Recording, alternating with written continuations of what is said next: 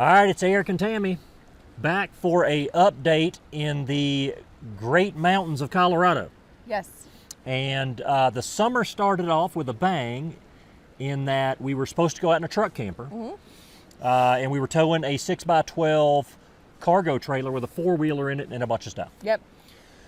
We hooked everything up, built the truck out, an F-350 single rear wheel, took off, went to the weigh station and realized, uh-oh, we're overweight. So Actually, it's not something we play with, so it's like, okay. We turned back around, went back, and we were like, okay, the only way to resolve the truck camper issue is a bigger truck. right. And I was To do it the way we want to, pull the trailer and everything. doing everything. And we were not willing to go through that and have that sort of hijack our summer. So we said, why don't we leave the truck camper behind that we just bought? Right next to the motorhome. Right next to the Class A. And let's just go out in the 6x12 cargo trailer and live out of that. Yes. And because the cargo trailer has an air conditioner and a heater. Yep. We have the Dometic fridge and freezer in it. We have a Furman generator. We have a hot water. We have a Julka hot water system, like water a sink. water pump, hot water shower, and we have the Southwire portable battery pack. So anyway, we got all the stuff. Right. And so we're now in Colorado. Which I feel like this was really what you wanted in the beginning. Yeah. Because this is what you wanted. And I'm like, no, absolutely not. Unless I have a truck camper with a wet bath or a dry bath or whatever, I'm not doing it. And I was like, had all these things I had to have. And then miraculously, I'm staring right now at my potty tent that is sitting outside. That is, yes. Now you go to the bathroom in a tent. Right. So he got everything you wanted. I see no problem with this. I see no problem with this. Okay. Update time. We are in Colorado. We did make that trip from Alabama to Colorado pretty quick, just a couple of days. And then the journey has begun. We stayed in hotel rooms on the way, yeah. Just to kill the miles. So when we got here, we came straight to South Fork. Yep. I love South Fork. I know. I didn't know what to expect. I didn't either. We Googled restaurants, and 3 of them came up. Yeah, it's not a but they were all bustling town. But they were all very good. They were all very good. We didn't plan. I picked South Fork because Eric wanted to do four-wheeling. Obviously, we're here to be outdoors, and there's fishing opportunities. And South Fork is really it's right on the Rio Grande River. It's just got so many outdoor trails and things you can do. And it was only an hour from Great Sand Dunes. So that was, I wanted to be able to go to that national park, and then close to Creed and Pagosa Springs and some of the other towns I wanted to go to. So it seemed like a good, kind of base camp for the week. But night 1, we went to the Mexican restaurant. Which was so good. Romanos. Yes, it was Ramones. so good. Ramones. It was good. Great margaritas. Very good. And then we hit... But we stayed this week we stayed in a tiny home, 150 square feet tiny home. So, I don't want us to get, even when we're not staying in the trailer, I'm trying to find places that are not, they're a little bit. I was suspicious of these tiny homes because it's only 150 square feet, which is no bigger than an RV. It has 2 queen beds in it. And as I got to looking at this tiny home, I noticed they had built this little triangle structure on the front of it, and on the sides of it they had built kind of these and I was like, that is a hitch, and that's wheels behind it. Yes. And so I'm like, we're still in an RV. Technically we are still in an RV. This week we were in an RV. But anyway, so our first day at South Fork, our first full day, we didn't check until 4. Another reason I picked this place was that there was a trailhead right behind the tiny house. So there wasn't having to put the four-wheeler in the trailer. It was get on the four-wheeler and go. So the place was called Tiny Timbers, and they had a great breakfast and lunch place too. Yep. So yeah, being able to just jump on the four-wheeler from that place and just take off was spectacular, which we did. Yeah, we did that the first day. And then what did we do? Let me look. So it's been 4 days. Do you have your chapstick on you? On me? Do you have your chapstick? No. You don't? I'm going to need some. I can't even laugh. Told you to wear it. We're back. That night we went to the Mountain Pizza and Tap Room, which was really good. And they gave you these bands for the beer garden, and you would just scan your band and it would pour and it would keep track of how many ounces that you drank, and in the end you go pay out. That was kind of interesting. We've been to a lot of drinking establishments. I've never done it. And I've never worn that. had a band where you would just go serve yourself. All the taps, and you scan it and pour what you want. Right. So the next day we went, we talked to chipmunks. We talked to one of the local ATV guys just about good trails in the area, and he recommended going up to Creed, which has a 16-mile loop that you can ride. Bachelor Loop, which goes through an old mining town. It's the historic Colorado mining community or something. So we did that on day 2. We actually took the trailer and drove up to Creed. Offloaded the four-wheeler, went and did the loop. Oddly enough, that night we were watching the Changing Lanes video. Yes, that's right. Like, I'm sitting there. We had just done the Bachelor Loop up in Creed, and I get the ping that their video had come out, and it said something about, we're in Creed, something about the Bachelor Loop, and I'm like, what just happened here? I know.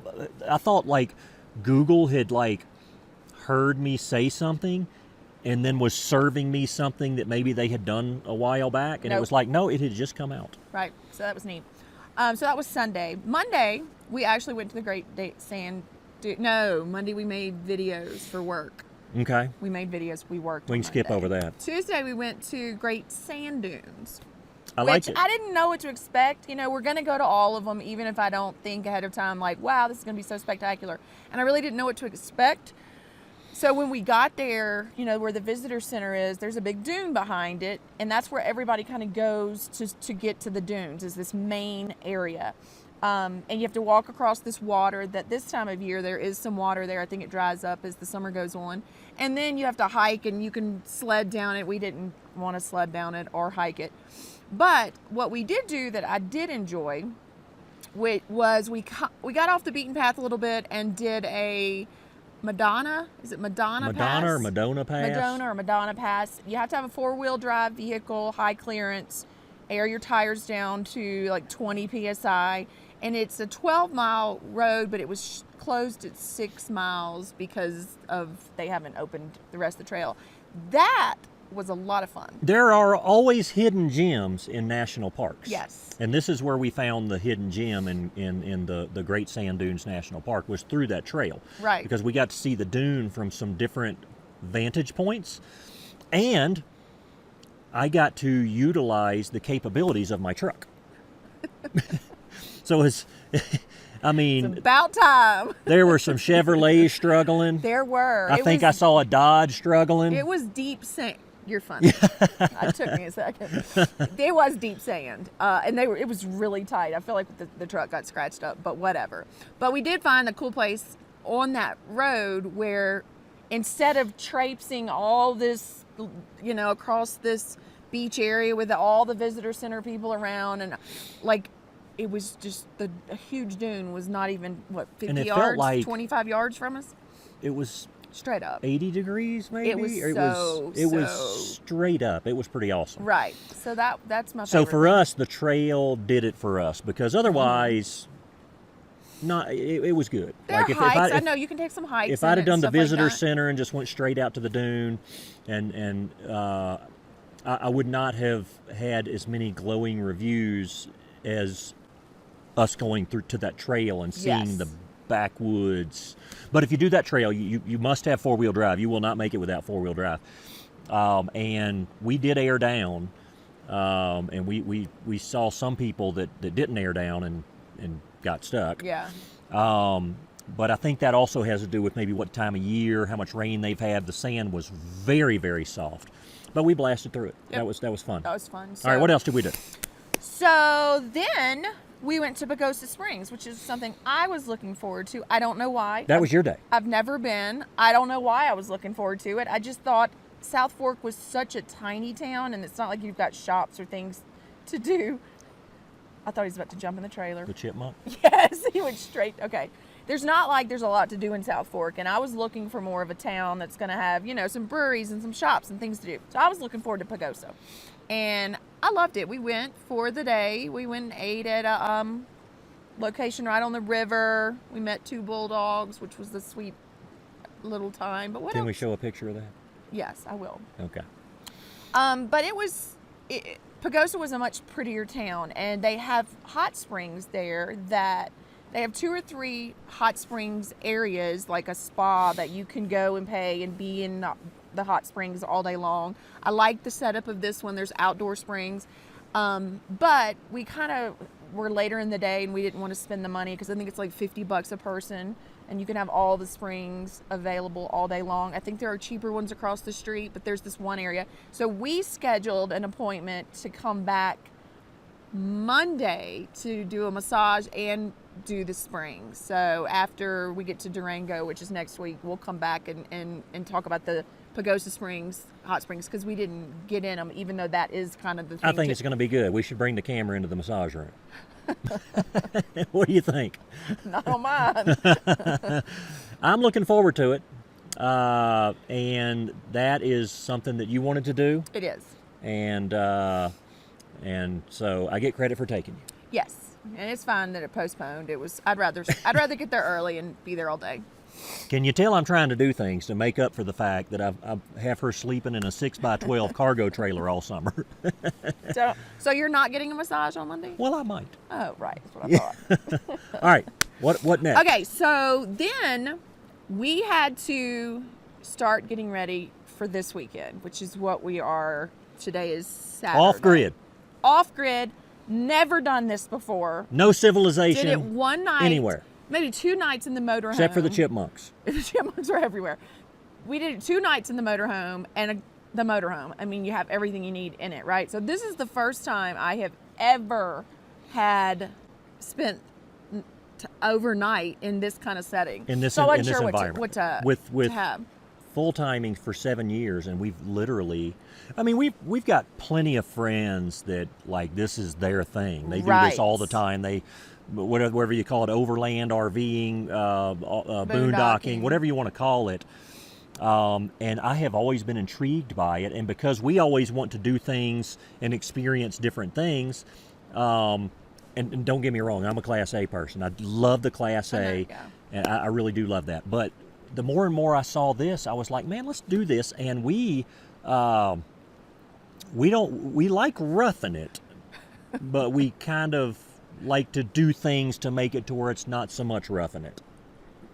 By we, you mean me. Right. So that's why we have all the power we want out here with our generator and our Southwire portable power stuff. We bought a hot water heater and a sink. The hot water sink thing is awesome. It is all spectacular. And we've got this big clam tent over here. I don't know if that's on the screen, that we can sit in there in the evening time when it starts to get a little cool.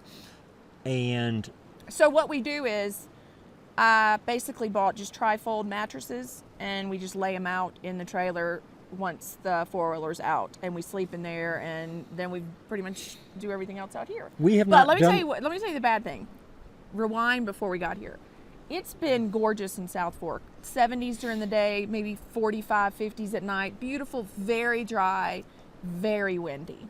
So, we keep looking at the forecast for this weekend because we know we're going to be here, and we're up a little bit more in elevation. We're at like 8,800 feet in elevation. So all of a sudden the weather... A winter storm's coming through The Colorado. weather changed, and our Airbnb was over. We had to check out, and it was expected snow, lows in the low 30s, and so this is what we've been dealing with this weekend. So our first experience. As a matter of fact, you woke up this morning. You woke up first, and it was snowing. Yeah, I mean, and for us, it was like just north of us, like Colorado Springs and some of those passes up there. They were saying they were expecting 31 inches of snow. And since this was kind of our first time doing this, I was like, well, if that dips down a little bit further than they expected, I mean, the winds have been 25, 30 miles an hour, gusting to 40, 45 miles an hour. And so, yeah, we said we're doing it anyway. We're not going to die. And it might be a little uncomfortable, but really it hadn't been. But yes, this morning I woke up and it was snowing. Like, I mean, it was snowing. Like, for me, as in Alabama. You know what I mean? It was sticking to the ground.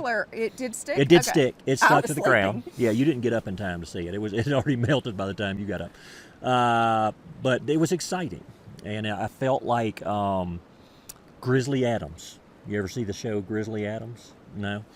I felt like Survivor. Like I've I was seen that. Right, I had to get something more current Okay, yes. for you. But we really lucked out. And one thing I like that we did is we actually found the place that we wanted to stay earlier in the week in South Fork. So we're only about 30 minutes outside of South Fork right now, but we went and found it. So we weren't having to like wake up on Friday morning and be like, where are we going? I don't know. Where do you want to go? So we actually knew the National Forest road that we were going to look for. There's like 7 different sites spread out all down the road. And we were like, okay, this is our favorite, but this would be great too. There were a lot of people in the sites already, but at least we knew what we were looking at. And it wasn't, I think that's part of the boondocking that always, I don't want to say scared us, but you did not want to go just take the motorhome off onto some road and assume that there were going to be, that whole scouting it out first. Well, that was helpful. We knew exactly where and we with were us in the coming. F350 and a 6x12 trailer, I mean, I'm more likely to just take off on a trail and just go figure it out. But it was nice to figure it out. But I will say that we saw a big fifth wheel and a Class A motorhome farther up the road actually than we are. further than where we are, and I would have never done that. No, I know. I mean, and I know people that do this Yep. kind of stuff. We know them personally, and I would not, because there's some parts of this road, like if somebody in a fifth wheel comes around a corner and there's somebody coming at them, there's a problem. Like you can't get 2 people past it. Like somebody would have to be backing up, and if it was 2 fifth wheels, what are the and odds? a Class A behind each one of them. This is the things he worries about. On this What remote are we road. going to do Right. if 4 RVs converge on one road? On this road that we've seen like 3 cars in the past 2 days on, but it could happen. These are the things that I try to avoid. Right. And so, but one thing I'm amazed at, and I'm a little disappointed in us, in that we have been RVing for so long, and typically our mode of RVing was in the Class A, going to like RV parks, and then we would get out in the Jeep and kind of explore the area. If there was like an off-road type place, we would take the Jeep out. Right. We didn't do that near as much as we should have. I guess now that I'm up here and we're scatting around on the 4-wheeler and I can't believe how much off-road access there is in Colorado. And from what I'm told by the locals, they really don't care. Like, you can just, if you find a spot on the side of the road, as long as you're respectful to the area and clean up after yourself and follow all the rules, you can pretty much just kind of go where you want within reason, of course. Right, but they also, all these roads have this is a designated, it's got a little fire pit on here. I mean, it's obviously people have been using it to camp. And we've seen tons of those just over the past few days while we're on the 4-wheeler. Right. We couldn't, being here for a week, that we couldn't get through all the trails.